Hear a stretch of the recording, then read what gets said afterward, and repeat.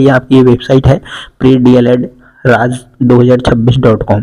इसका लिंक हम आपको नीचे डिस्क्रिप्शन में भी दे देंगे। जैसे ही आप इस पर क्लिक करोगे तो आपके सामने इस तरह का ऑप्शन आएगा फॉर्म 2026। इस पर आपको क्लिक करना है।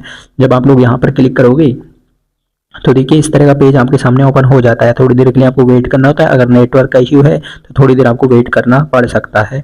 तो जैसे ही आप लोग यहाँ पे क्लिक करोगे तो यहाँ पे इस तरह के ऑप्शंस आपके सामने खुलने वाले हैं। यहाँ पे सबसे पहले आपसे गृह जिला पूछा जाएगा, जो भी आपका राज्य है तो आप वो सेलेक्ट कर लेना। जैसे कि हमने यहाँ पे राजस्थान सेलेक्ट कर दिया। अब जो भी आपका डिस्ट्रिक्ट है वो आपको सेलेक्ट करना है। जैसे कि मानो हमने यहाँ पे जैसे कि जो भी डिस्ट्रिक्ट है वो सेलेक्ट कर दिया अपना। सेलेक्ट करने के बाद में यहाँ पे एग्जाम सेंटर भरवाए जाते हैं कि आप एग्जाम सेंटर कहाँ पे देना चाहते हैं। तो पहला एग्जाम सेंटर अपना जो भी आसपास है वो भर देना। सेकंड फिर इसमें से जो भी आपके सामने आते हैं उनमें से आप कोई सा भी है जो कि भर सकते हैं। जैसे कि हमने पहला दौसा भरा तो सेकंड हम इसमें क्या करते हैं जयपुर है जो कि भर देते हैं। तो इस तरह से आप लोग अपना एग्जाम सेंटर चूज कर लेना।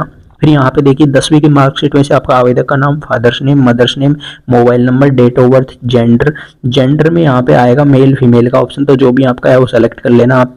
वैवाहिक स्थिति मैरिड अनमैरिड, शादीशुदा है तो मैरिड करना और शादी नहीं हुई है तो अनमैरिड कर देना। फिर यहाँ पे अगर शादी हो रखी है तो हस्बैंड का नाम फिलअप करना होगा और अगर नहीं हो रखी तो फिर हस्बैंड का नाम भरने का ऑप्शन आपको नहीं मिलेगा। तो देखिए इस तरह का है ऑप्शन। फिर यहाँ पे आपको अपनी कैटेगरी चूज करनी है, जो भी आपकी कैटेगरी है। जैसे हमने यहाँ पे एसटी कैटेगरी चूज की और यहाँ पे आता है कि नॉट एप्लीकेबल आएगा। माइनॉरिटी में हम यहाँ पे नो कर देंगे। टाइप ऑफ माइनॉरिटी में नॉट एप्लीकेबल। फिजिकल हैंडीकैप वाले में हम नो कर देंगे। यहाँ पे डिसेबिलिटी तो कुछ है ही नहीं तो नो कर दिया है। और डाइवोर्स वगैरह हम नो हो ही गए हैं। और इनमें सब में लगभग आपको नो ही करने हैं। एक्स सर्विस में नो। राज्य कार्मिक, क्या आप राज्य के कार्मिक है तो नो कर दिया। एम्प्लॉयमेंट स्टेटस में अनएम्प्लॉयमेंट कर दिया। फिर आपको एड्रेस बनना है अच्छे से कि आपका ब्लॉक कौन, तहसील कौन सी है, पोस्ट ऑफिस, पिन कोड, राज्य, जिला जो भी है आपकी। फिर आपकी तहसील, ईमेल आईडी, मोबाइल नंबर, आधार नंबर और आप किस माध्यम में अपना पेपर देना चाहते हैं। तो यहाँ पे हिंदी इंग्लिश दोनों आते हैं तो हम यहाँ पे हिंदी चूज कर लेते हैं। फिर यहाँ पे देखिए फिर दोबारा से इसमें आप टिक मार्क कर देना और ऑटोमेटिक ऊपर आप जो भी फिलअप करोगे वो सारा एड्रेस यहाँ पे भर के आ जाएगा। फिर क्वालिफिकेशन में आपको अपनी जो भी है 10वीं 12वीं जो भी आपने कर रखी है, यहाँ पे 12वीं का ऑप्शन आ जाता है, हम 12वीं कर देंगे, 12वीं एंड इक्विवेलेंट कर देंगे। फिर यहाँ पे अल्प भाषा का आएगा, यस नो का दोनों ऑप्शन आते हैं तो हम यहाँ पे नो कर देंगे। यहाँ पे ऑप्शन दिया गया है कि कृपया ऑनलाइन आवेदन करने से पूर्व वेबसाइट पर विस्तृत दिशा निर्देश पढ़े, ध्यान रहेगी सबमिट करने के बाद में आपको यहाँ पे नहीं दिया जाएगा ऑप्शन। तो ये ALP भाषा में हमने यहाँ पे नो किया है। फिर हमको यहाँ पे ऑप्शन मिलते हैं आप किस से फॉर्म भरना चाहते हैं, जनरल से भरना चाहते हैं, संस्कृत से भरना चाहते हैं या फिर बौद्ध से भरना चाहते हैं। तो इस तरह के यहाँ पे ऑप्शन है। तो यहाँ पे देखिए ये ऐसे सारे दोनों ऑप्शन मिलेंगे। अगर हम यहाँ पे यस कर देते हैं तो देखिए यहाँ पे सारे ऑप्शन है होने को। तो यहाँ पे यस किया हमने ALP भाषा में। फिर यहाँ पे इनमें से अगर आप अल्प भाषा इनमें से कोई सी भाषा है आपके पास में तो आपको यस करना है, अदरवाइज आपको क्या करना है इसमें नो ही करना है। अब हमने यहाँ पे नो किया है। अब यहाँ पे आवेदक के दिए पूछा गया है कि संस्कृत, यहाँ पे है कि अगर 12वीं में आपने संस्कृत पढ़ा है तो आप क्या कर सकते हैं DLED संस्कृत से भी कर सकते हैं, फिर बौद्ध से भी भर सकते हैं। फिर आपको यहाँ पे 10वीं की और 12वीं की डिटेल्स बननी है, कौन से साल आपने पास की। अगर आप 12वीं अपीयरिंग में हैं तो इसमें 12वीं की डिटेल्स में ऑलमोस्ट 00 फिलअप कर देंगे सब जगह और यहाँ पे टिक मार्क करके इसको फिर है जो कि नेक्स्ट करना है। इतनी सारी डिटेल्स आपको चलिए फिलअप कर दें और फिर उसको नेक्स्ट बटन पर हम क्लिक करके आगे का प्रोसेस आपको बताते हैं। तो देखिए 10वीं की डिटेल्स हमने यहाँ पे जैसे कि एक एक करके डिटेल्स भर देंगे, जैसे कब पास की, टोटल मार्क्स कितने थे, कितने आए, फिर परसेंटेज कितनी बनी अपनी। फिर 12वीं की जब आएगी तो 12वीं में आप बोर्ड सेलेक्ट कर लेना, आप कौन सी बोर्ड से अपनी 12वीं कर रहे हो।